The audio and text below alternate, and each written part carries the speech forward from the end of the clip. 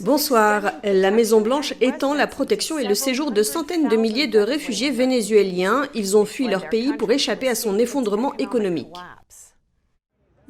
Le statut de protection temporaire s'appliquera à environ 320 000 Vénézuéliens. Il permettra à ceux qui se trouvent déjà aux États-Unis de demander des permis de travail et de vivre dans le pays pendant 1 an et demi. L'administration Biden examinera également les sanctions américaines imposées au Venezuela. Ces sanctions ont été mises en place sous le président Obama et ont été considérablement renforcées sous le président Trump. Les sanctions visent le secteur pétrolier du pays dans un effort pour écarter du pouvoir le dictateur socialiste Nicolás Maduro. Il a pris le pouvoir en 2018 après ce que plus de 50 pays ont qualifié d'élections frauduleuses. L'économie ravagée du Venezuela est en difficulté depuis plusieurs années, marquée par des pénuries de nourriture, de médicaments et d'énergie électrique. On estime que 5 millions de personnes ont fui à la fois vers les pays voisins et vers le sud de la Floride. Pour être éligibles, les Vénézuéliens devaient se trouver aux États-Unis au 8 mars, prouver qu'ils y résident et faire l'objet d'une vérification de leurs antécédents criminels. Ces deux mesures indiquent un changement dans la politique étrangère des États-Unis sous le président Biden. Le département de la sécurité intérieure demande à son personnel d'aider les services frontaliers à faire face à l'afflux massif de migrants à la frontière avec le Mexique. Le secrétaire du département, Alejandro Mayorkas, a fait la demande alors que le président Biden nie l'existence d'une crise. Mayorkas a envoyé un courriel à son personnel pour lui demander de l'aider à la frontière. Plusieurs agences de presse disent en avoir une copie. Il affirme que la frontière sud-ouest est confrontée à, je cite, une flambée migratoire. Le premier jour de son mandat, Biden a signé des décrets annulant plusieurs politiques d'immigration de l'ère de Trump et il dit vouloir régulariser 11 millions de sans-papiers. Les experts affirment que les politiques d'immigration de Biden attirent les migrants et alimentent une crise. Si c'est le message que nous envoyons à l'Amérique centrale et au monde entier, je peux vous assurer qu'il ne faudra pas longtemps avant que des dizaines de milliers de personnes se présentent à notre frontière et ce sera catastrophique.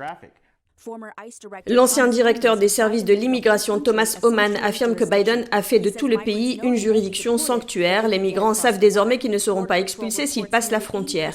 Les patrouilles frontalières rapportent près de 80% d'incidents en plus par rapport à la même période l'année dernière. Le Texas envoie des troupes de la Garde nationale à la frontière pour mettre fin au trafic et le personnel de la sécurité intérieure appelé à l'aide fournira une aide humanitaire. Mais selon Biden, il n'y a pas de crise à la frontière.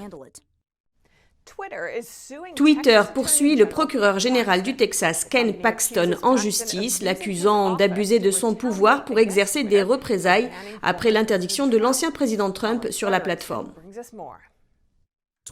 Twitter poursuit le procureur général du Texas, Ken Paxton. Le géant des médias sociaux accuse Paxton d'abus d'autorité, d'intimidation et de harcèlement. Il prétend que Paxton vise l'entreprise en représailles pour avoir exercé ses droits au titre du premier amendement. Les pratiques de modération de Twitter sont en cause, notamment la décision de suspendre le compte de l'ancien président Trump. Selon Paxton, la suppression de ce compte enfreint la liberté d'expression. Il affirme également que les entreprises de médias sociaux fonctionnent comme des monopoles et devraient être réglementées comme des services publics. Normalement, une entreprise privée peut faire ce qu'elle veut et les utilisateurs ont le choix. Ici, les utilisateurs n'ont pas le choix. Nous devons donc réglementer cela et nous assurer que la liberté d'expression n'est pas contrôlée par quelques individus très puissants du secteur de la technologie. Paxton réclame des informations sur les politiques et les pratiques de modération de Twitter. Twitter répond que la divulgation de ces politiques de modération peut nuire à leur efficacité. L'entreprise affirme également que les demandes de Paxton vont à l'encontre du premier amendement. Twitter fait valoir qu'il a le droit de prendre des décisions sur les contenus à diffuser sur sa plateforme. L'entreprise demande au tribunal d'empêcher Paxton d'obtenir des informations ou d'enquêter sur les décisions internes de Twitter. Un groupe bipartisan au Congrès appelle le président Biden à défendre les libertés fondamentales de Hong Kong qui subit les pressions et le contrôle accru du PCC. Le Parlement chinois doit voter cette semaine sur un nouvel éventail de règles visant à réformer les lois électorales de Hong Kong. Il ajouterait 300 membres à la commission électorale chargée de choisir le chef de l'exécutif de Hong Kong. Et si la plupart d'entre eux sont favorables à Pékin, comme prévu, il sera plus difficile pour l'opposition politique au PCC d'exercer ses fonctions. Selon les responsables de Pékin, les nouvelles règles garantiront que la ville sera dirigée par des patriotes chinois.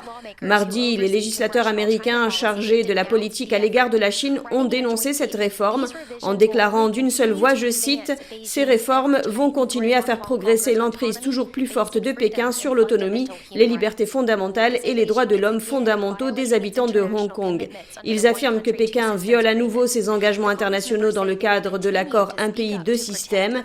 Ils affirment qu'ils continueront à protéger la liberté des Hongkongais et appellent Biden à se mobiliser également.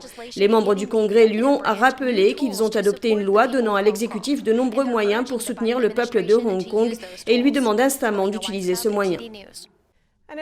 Une banque d'affaires conteste une amende de plusieurs milliards de dollars qu'elle a reçue pour avoir aidé ses clients français à dissimuler leurs avoirs. Si cela ressemble un peu à une affaire aux États-Unis une décennie auparavant, c'est parce que la même société a déjà été condamnée à payer des centaines de millions d'amendes. Le groupe UBS fait appel d'une amende de 5,4 milliards de dollars. Son procès s'est ouvert mardi à Paris. La banque suisse a été reconnue coupable en 2019 de fraude fiscale et de blanchiment d'argent. Le procureur a fondé son accusation sur une ancienne employée de la banque, Stéphanie Gibault. 2008, ma supérieure hiérarchique nouvellement recrutée me demande de détruire des données suite à une perquisition dans le bureau du directeur général. Ce sont des données informatiques qui sont liées aux événements que j'organisais. UBS a également été condamné pour avoir secrètement envoyé des banquiers suisses à l'étranger afin d'encourager des clients potentiels à transférer leur argent à l'étranger. Le procès fait écho à une affaire de fraude fiscale de 2009 devant les tribunaux américains où la banque a accepté de payer 780 millions de dollars d'amende. 780 millions de dollars, c'est rien du tout. Parce que dans tous les pays du monde, il y a des problématiques. En Allemagne, pour ne pas la citer, où UBS a aussi négocié 300 millions d'euros, une amende. La condamnation de la banque en 2019 en France est une première pour celle-ci. En France, c'est la première fois où un procès a lieu. Et joue justement le fait que UBS, sa réputation, son cours de bourse, vous imaginez qu'à chaque fois qu'elle perd de l'argent comme ça, c'est des licenciements derrière. Et puis elle joue surtout sur ce qui l'importe le plus, c'est le secret et la confidentialité de tout ce qu'elle peut faire avec ses clients. Le procès en appel doit se terminer le 24 mars. Un investissement de 20 milliards de dollars soutenu par l'État chinois est sur le point de s'effondrer. Les fonds étaient destinés à l'industrie des semi-conducteurs en faillite. Après un an de difficultés, l'une des principales entreprises chinoises de microprocesseurs demande à ses employés de démissionner sans compensation. Le grand fabricant de puces électroniques Wuhan Hangsing Semiconductor, ou HSMC, a annoncé le licenciement complet de tous ses employés. Le régime chinois avait investi près de 20 milliards de dollars dans le développement de l'entreprise et plus largement dans l'industrie des semi-conducteurs avec pour objectif de combattre les sanctions américaines qui empêchaient la technologie des micropuces américaines de parvenir en Chine. Stimulée par les subventions et les incitations du gouvernement, l'industrie a connu un boom avec HSMC en tête. Celle-ci avait déclaré que 10% de cet investissement était directement fourni par le district de Dongxihu de Wuhan. La société a également affirmé posséder de manière indépendante la technologie pour graver des puces à 14 nanomètres et elle espérait pouvoir graver des puces à 7 nanomètres en moins d'un an. Les projets de la HSMC étaient considérés comme majeurs au niveau régional en 2018 et 2019, mais les problèmes de l'entreprise ont rapidement commencé à se faire sentir, notamment un manque de financement et d'expertise ainsi que des retards dans les projets. Un spécialiste de la Chine affirme que le régime est responsable de cet effondrement. En tant que projet innovant, il nécessite en fait beaucoup de temps, de personnel et de talent. Mais ces fonctionnaires aspirent tous à des accomplissements politiques à court terme, ils n'ont donc pas la patience nécessaire.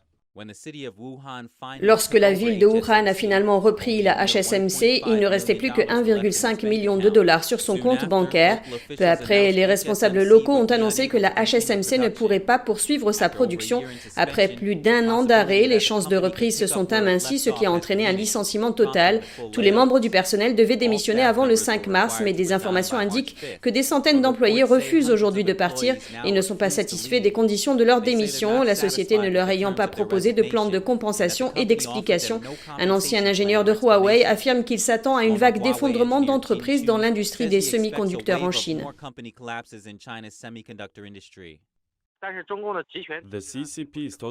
Le régime totalitaire du PCC n'est pas bon pour l'industrie des semi-conducteurs haut de gamme. Il n'est pas adapté à l'innovation technologique car il ne propose pas un environnement culturel libre et sain pour la promouvoir. Un rapport de l'Association internationale de l'industrie des semi-conducteurs avait déclaré que la Chine aurait le plus grand nombre d'usines de fabrication de puces au monde en 2021. Cette prédiction tombe en désuétude car de nombreux projets connexes ont déjà échoué ou ont été suspendus, ce qui laisse une grande partie de l'équipement, soit des milliards de dollars, inutilisés. Le fabricant de vaccins AstraZeneca s'efforce d'apaiser les craintes d'effets secondaires liés à l'utilisation de son vaccin dans toute l'Europe, certains étant encore sceptiques quant à son utilisation. Malgré de multiples études scientifiques affirmant que le vaccin Covid-19 fabriqué par AstraZeneca est sûr et efficace, certains Européens le refusent. Parmi eux, Nadia Roger, 60 ans, qui vit à Paris. Elle se remet d'un cancer du sein et se trouve dans la catégorie des personnes à haut risque. Elle a déclaré à Reuters que AstraZeneca lui fait peur et qu'elle est prête à attendre une autre solution, bien qu'elle souhaite se faire vacciner le plus rapidement possible. Le vaccin AstraZeneca demande 2 doses avec un espacement de 3 mois, ce qui 3 mois c'est très long quand même, surtout après plus d'1 an de privation de sortie, on va dire. Le vaccin n'est pas encore donné par rapport aux variants. On a très peu de données sur les variants. Selon les dernières données publiques du ministère français de la Santé de fin février, la France n'utilise qu'un quart des doses d'AstraZeneca contre 82% de celles de Pfizer-BioNTech et 37% pour celles de Moderna, en partie à cause du blocage logistique, mais aussi parce que certains Français ne font pas confiance au vaccin d'AstraZeneca par crainte des effets secondaires. Les régulateurs européens ont conclu que les effets secondaires causés par le vaccin AstraZeneca ne sont pas une raison de douter de son innocuité. Une étude menée en Écosse sur 5,4 millions de personnes a montré que ce vaccin et celui de Pfizer étaient très efficaces pour prévenir les infections graves. L'étudiante infirmière Anaïs Marmol-Palacio considère toute réaction comme mineure et certainement pas pire que d'attraper le virus. J'ai attrapé le Covid et j'aimerais pas le rattraper une deuxième fois par exemple. J'ai 18 ans, je suis partie aux urgences. Si je devrais le rattraper une deuxième fois, on ne sait jamais. Je préfère avoir moins d'effets et d'avoir juste de la fièvre, par exemple, que d'être sous oxygène. Voilà. Après toutes ces craintes, la France, l'Allemagne et l'Italie ont changé de tactique et administrent désormais le vaccin AstraZeneca aux personnes de plus de 65 ans. Et au Royaume-Uni, le fondateur du nouveau Reclaim Party, Laurence Fox, annonce sa candidature au poste de maire de Londres. Voyons ce qui l'a poussé à se présenter. Le comédien Laurence Fox est candidat à la mairie de Londres. S'adressant à une émission de The Epoch Times, il a déclaré avoir l'intention de retrouver la liberté d'expression et une vie sans confinement. Comme l'Amérique, le Royaume-Uni est vraiment confronté au principe de la liberté d'expression.